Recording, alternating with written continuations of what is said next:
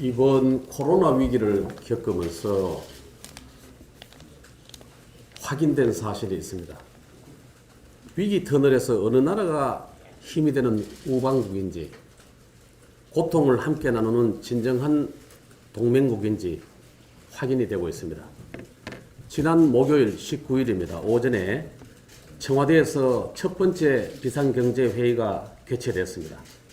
대통령이 직접 50조 원 규모의 비상금융 조치를 발표했고 모든 가용수단을 총망라했다는 설명을 덧붙였습니다.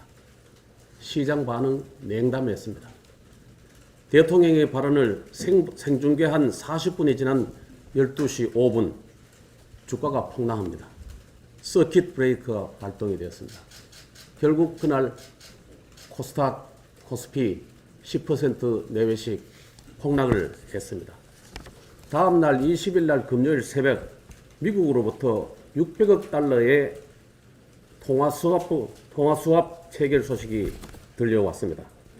몇 시간 뒤에 개장한 우리 증권시장은 빠른 속도로 안정세를 되찾았습니다.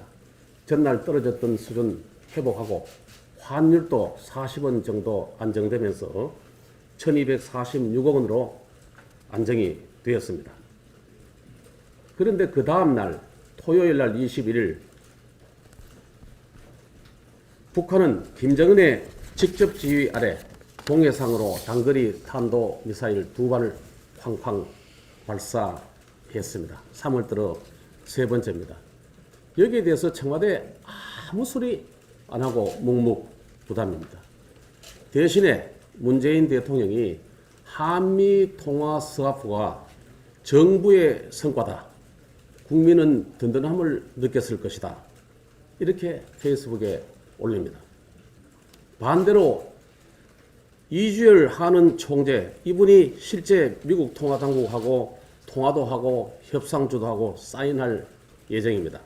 이분은 언론을 만나가지고 한국 쪽보다는 미국 연준의 리더십, 파월 의장의 신속한 결단력을 더 많이 보도해달라 당부로 하면서 스스로 낮춥니다. 어느 분의 은행과 처신이 공직자다운지 확인되는 장면입니다. 동맹의 지원과 정부의 지원 대책 덕분에 일단 진정이 되기는 하고 있습니다만 그 다음은 민생입니다. 민생의 핵심은 일자리입니다. 일자리는 만들고 고용 나누고 분담 나누고 그 다음에 기회를 계속해서 제공해 나가는 겁니다. 나누는 것은 결국은 일자리는 기업의 투자입니다. 임시투자세 공제 빨리 새로 도입을 해야 됩니다. 그 다음에 중요한 것이 고용유지 부담을 나누는 겁니다.